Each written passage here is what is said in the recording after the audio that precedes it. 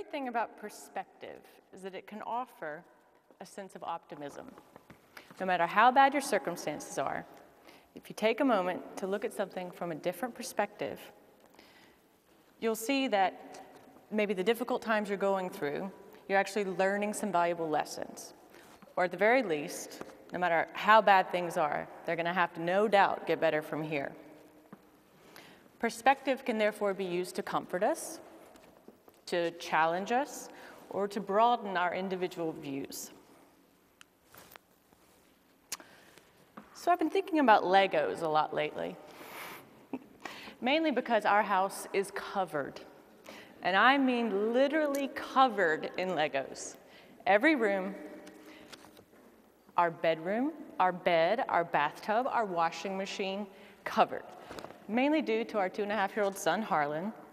We've got Legos everywhere. So instead of just tripping on them and sleeping on them and picking them up every night, I've tried to look at the Legos from a different perspective, not see them as the battle that I have to fight every day, but as something that we can learn from.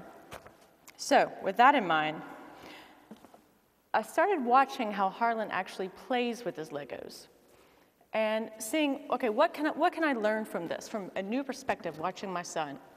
And what I saw is that he takes an individual piece, an individual Lego, adds a new layer, adds another layer, and then it becomes a thing, a new thing. And then he breaks it apart, and it's destroyed.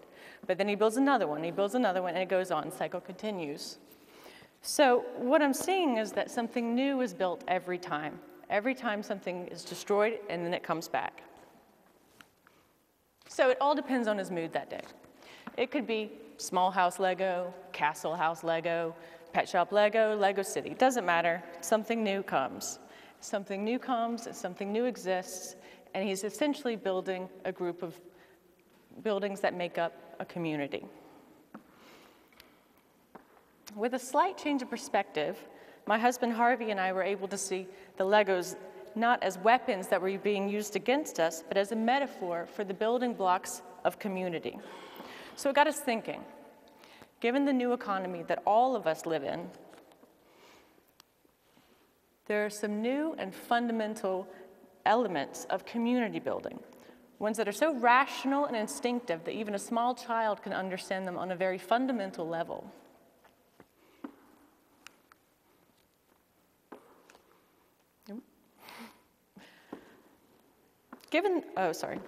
These aren't the outdated components that we know from the past 50, 60 years of development in the United States, many of which Jason King mentioned earlier tonight.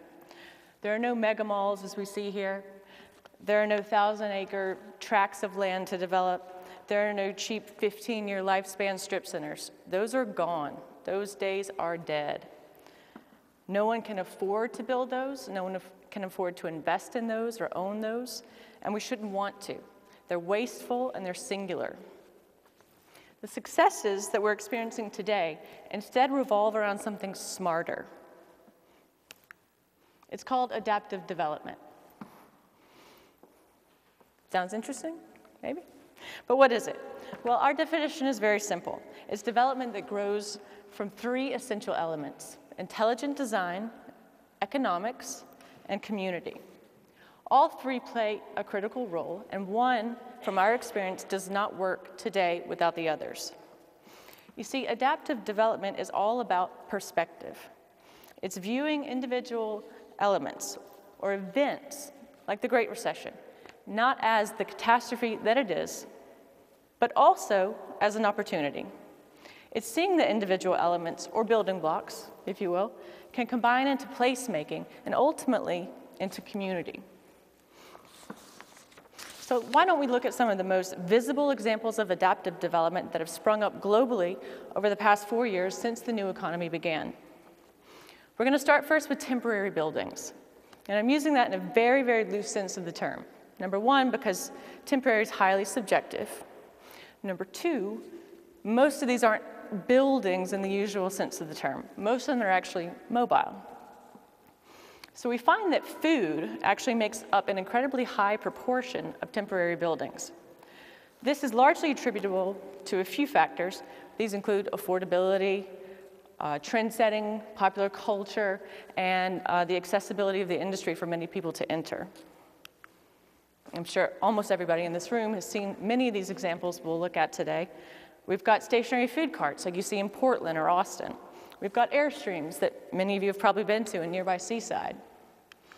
We've got the food trucks, which are parked beneath the High Line in New York City's meatpacking district. We've got a neighborhood in London from the 13th century, an area which has developed into Borough Market, one of the most diverse and successful food markets in the entire world. And then we've got the pop-up shop.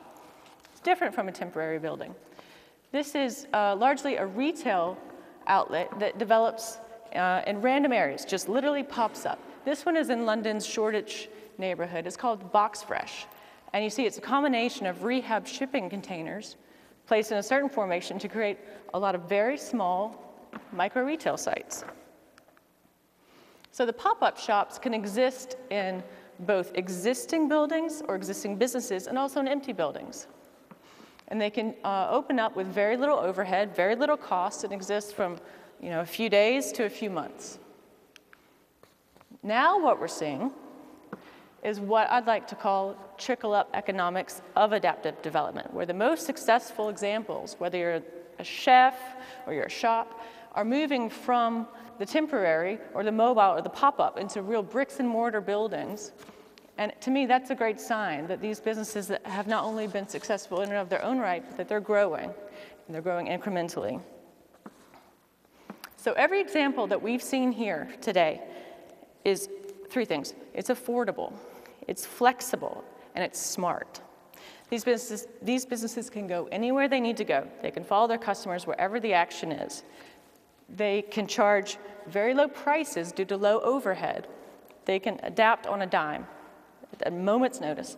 And developers or municipalities or individual building owners can afford to invest in these businesses because they're low cost and therefore today they are low risk.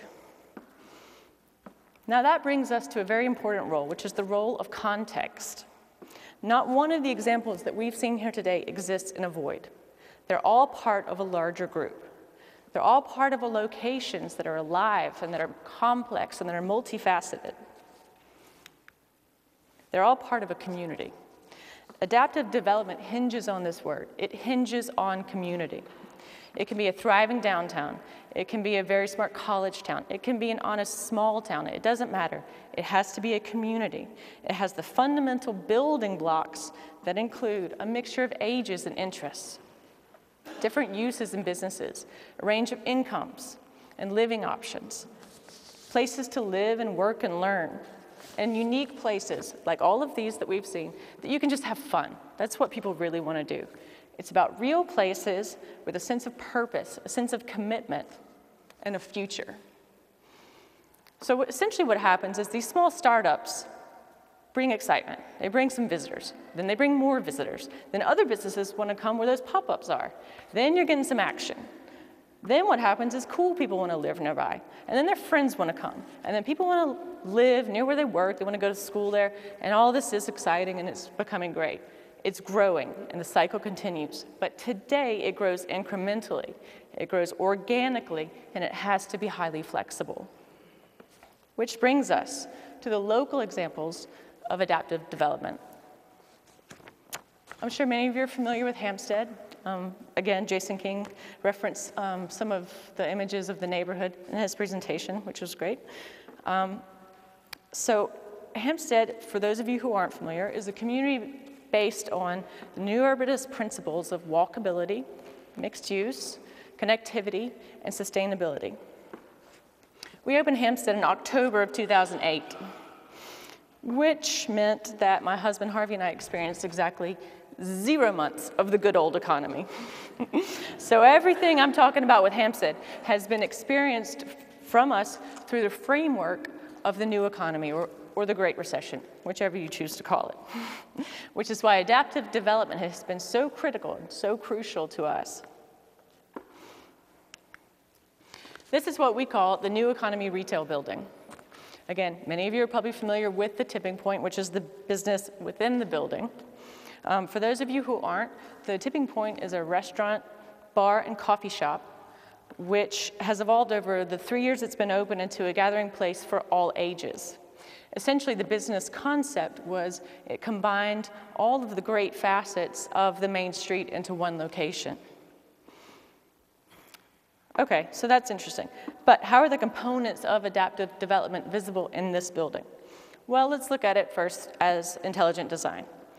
So the adaptation here was to design a one-story town center building.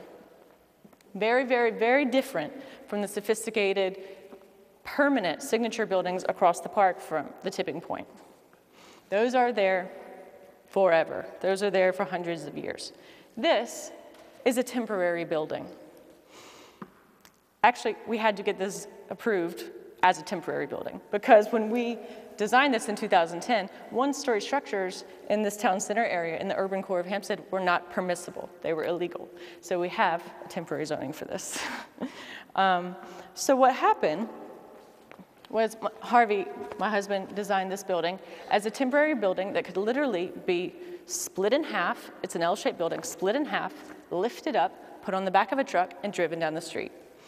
So when the time comes and we decide, okay, Tipping Point as a business is ready to move up, is ready to move into a permanent building in the town center location, a mixed-use building, when mixed-use financing is easier to obtain, then this building can take on a new life in a new location as an incubator, again, for a new business. And then the cycle continues. Essentially, this is a placeholder for the future, entirely in line with the smart code zoning that Jason talked about, which is very flexible. And then looking at the aesthetic of the building, we see that it brings a more industrial, more of a raw feel to the area. With the garage doors, it has a very interesting indoor-outdoor atmosphere. All of these things, all of this design is still very affordable. Now that brings us to the second component, which is economics. Okay, how does this building fall in line with the economics of adaptive development?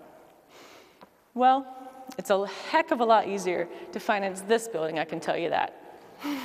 Gone are the days of any 6,000 square foot restaurant. Nobody will build a new 6,000, 7,000 square foot restaurant anymore. No one wants to run them or own them. What most people are looking for is about a 2,000 square foot space, which is exactly what a building this size is. However, because of the design of this and the materials, this restaurant building cost 40 to 50% less than equivalent restaurant buildings of the same size, which means that it's actually financeable. Now here's the key point. In an area like Montgomery, this means that local banks or local financing options or individuals can build or own or run something like this. You don't have to go try to get somebody to give you a mortgage out of North Carolina or New York. This is easily doable. You can do this in downtown Montgomery. You can do this in small towns. Which then brings us to the new economy work building, which was the natural progression for us following the retail building. This is actually a prototype. We have just completed this year. It's the headquarters for Bell Media at Hampstead. And despite its very unique look, it is a highly multifunctional office building, which is also very affordable. So again, going back to the issue of economics, this costs less to own or to lease than comparable buildings of this size in nearby strip centers or other suburban options. Buildings form the building blocks of place, just as people and businesses form the building blocks of community. The unexpected innovation of adaptive development is the vitality that it can bring to cities and towns, the economic stimulation it can create, and the creativity that it can foster. The people, the businesses, the buildings, and the ideas instigate community, and community in turn supports and strengthens each of these. As Jason pointed out in his talk earlier, research shows that 60 years after the suburbia as the American dream, we have a new shift. We have the next great shift in American culture right now. 77% of under 30s say they plan to live and work in walkable urban environments due to the connectivity, the excitement, and the affordability that they offer.